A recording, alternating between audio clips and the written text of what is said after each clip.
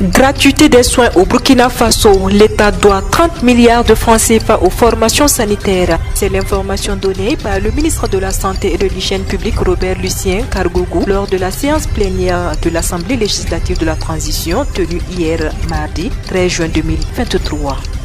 Issoufou Dayo remporte le trophée de l'étalon en or avec 440 points. Le sociétaire de Berkane au Maroc est sacré vainqueur de cette première édition pour sa très bonne saison avec son club.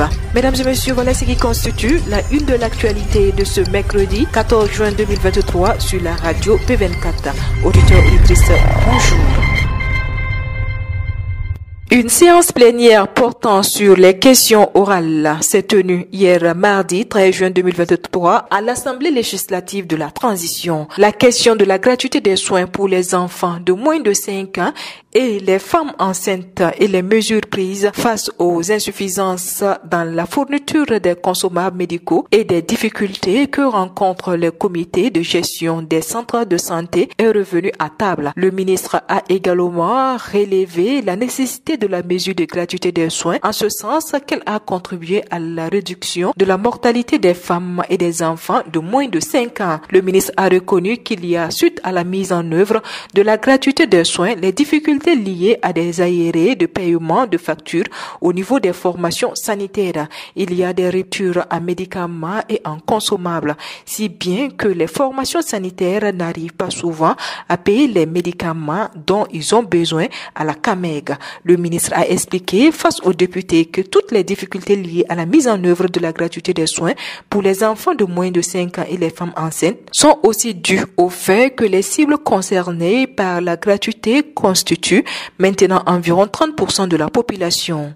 Pour lui, l'utilisation des services de la santé a connu une augmentation avec le contact par habitant chez les moins de 5 ans qui est passé de 1,6 à environ 3 en 2022. Face aux députés, il a reconnu que la dette de l'État aux formations sanitaires s'établissait à plus de 30 milliards au 31 mars 2023. Malgré ces difficultés, la gratuité des soins tient la route et le ministre a assuré aux députés que les mesures sont prises pour pallier aux insuffisances. Et le ministre a rassuré les députés que les mesures sont prises pour pallier aux insuffisances. Le premier ministre Maître Apollinaire Kyelem de Tambela a exhorté lundi à écrire une autre constitution en phase avec les réalités burkinabées, autre que celle claquée sur le modèle français. Le chef du gouvernement venait de recevoir les rapports 2021 et 2022 du médiateur du Faso des mains de Fatimata Sanou Touré. Il a souhaité que l'institution aille au plus près des populations pour recueillir leurs aspirations afin d'écrire une nouvelle constitution. Pour lui, au niveau de chaque ethnie, il y a la notion de constitution. Il affirme que jusque-là, nous avons une vision carrée car notre constitution est une copie de la constitution française. La constitution actuelle est en déphasage de nos réalités. La démocratie diffère d'un État à un autre, explique Maître Kyelem de Tambela.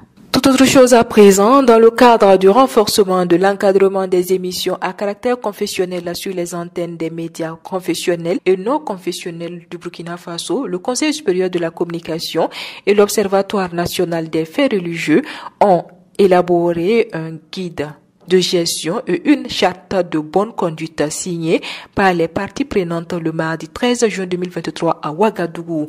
Au regard du contexte socio-sécuritaire du Burkina Faso, les médias et les émissions confessionnelles doivent faire l'objet d'une attention et d'un traitement soigné afin de les garder résolument dans l'axe de contribution à la cohésion sociale et à la paix. Selon Abdoulaziz Bamogo, président du Conseil supérieur de la communication, ce projet intitulé Projet de renforcement de l'encadrement des émissions à caractère confessionnel en vue de lutter contre l'extrémisme violent et promouvoir la paix et la cohésion sociale au Burkina Faso est jugé judicieux de conduire la mise en œuvre de ce projet de concert avec l'ONAFAR, l'Observatoire national des faits religieux qui dispose d'une expérience et d'un vivier de personnes ressources.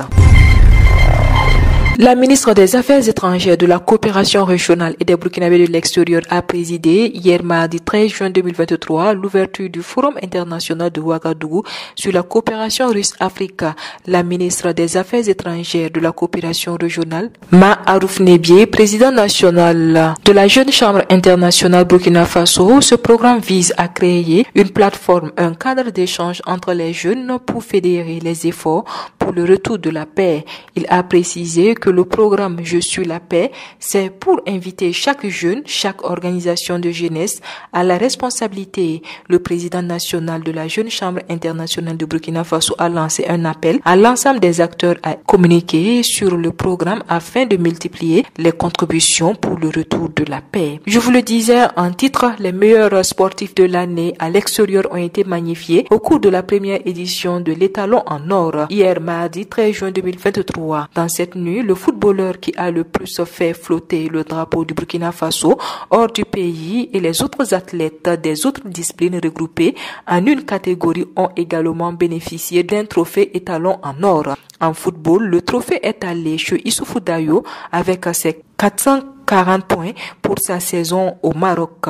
Pour les disciplines associées, Hugues Fabrice Zango, Iron Bibi, Israël Lamano, Paul Domon, Faisal Sawadogo, Safoura Compaoré, qui ont été les candidats en lice à ce trophée de meilleurs athlètes de l'année 2022. À l'arrivée, c'est Hugues Fabrice Zango avec la note de 185 qui a été le lauréat de cette première édition. Pour les promoteurs de cette édition, l'idée derrière cette nuit est de reconnaître l'excellence.